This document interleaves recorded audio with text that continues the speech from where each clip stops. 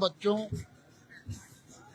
की जो स्कूल हादसे में मौत हुई, उनको न्याय दिलाने के लिए नरेश वहां गया और उसको निर्दोष को जेल में डाला। तो हमारा ये था कि सबसे पहले तो नरेश को जेल में रहे नहीं छोड़े, लेकिन उन बच्चों को न्याय पहले मिले, क्योंकि उन बच्चों के वो देखा उनके हमने घरों को, उनके भेड़ बकरियां आदमी उन घरों में रहते हैं जो ऊपर छत नहीं है, तिरपाल बिछा कर वो मतलब टान रखे, और उनको बड़ी आशा थी कि हमारे बच्चे पढ़ेंगे कुछ अच्छा करेंगे तो हम भी एक अच्छा जीवन जिएंगे, लेकिन उनका सपना अधूरा रह गया। और नरेश ने उसकी जनक्रांति यात्रा चल रही थी, बढ़िया चल रही थी, लेकिन अचानक ऐसी घटना हुई जिससे पूरा देश हिल गया। तो नरेश को छोड़ के उसका जाना जरूरी था और वो गया वहां, एक जननेता का फर्ज भी बन जाता। और वहां जाकर के उसने शांतिपूर्ण तरीके से कोई मतलब उसने कोई रास्ता कुछ भी नहीं किया। धरना पहले से चल रहा था, परिवार वालों को ढांढस बंधाया, उनको हिम्मत दी, उनके लिए सहायता राशि की मांग की। इस पर पुलिस ने मतलब प्रशासन ने जो भी वहां है, भ्रष्ट तंत्र में कहूंगा, उन्होंने बिल्कुल झूठा उसे फंसाया गया।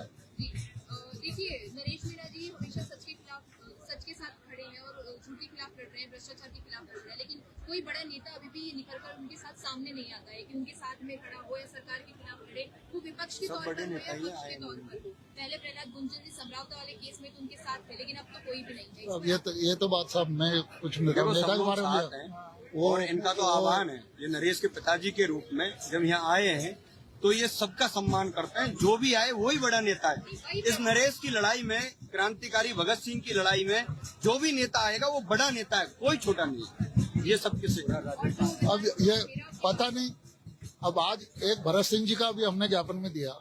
भरत सिंह जी से जैसा बड़ा ईमानदार कोई राजस्थान में नहीं है। कहीं कोई बात आती है तो ये हम उदाहरण देते हैं कि तू क्या भरत सिंह जी थोड़ी है, ईमानदारी की बात है।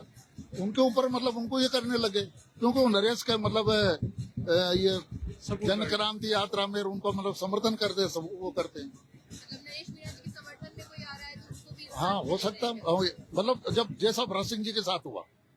अब आज यहाँ तो राज उसका बिरला का चल रहा, यहाँ तो राज हम तो ये मानते उसका चल रहा। उसका वो ओसीडी वो दत्ता तो कुछ भी कानून को हाथ में ले कुछ भी कर दे, मानव तस्करी करे, कुछ भी करे, रेत बजरी माफिया करे, उनके लिए तो कोई कानून नहीं। और नरेश ये गरीबों के लिए मतलब उनको करे, उसको जेल में डाल दे।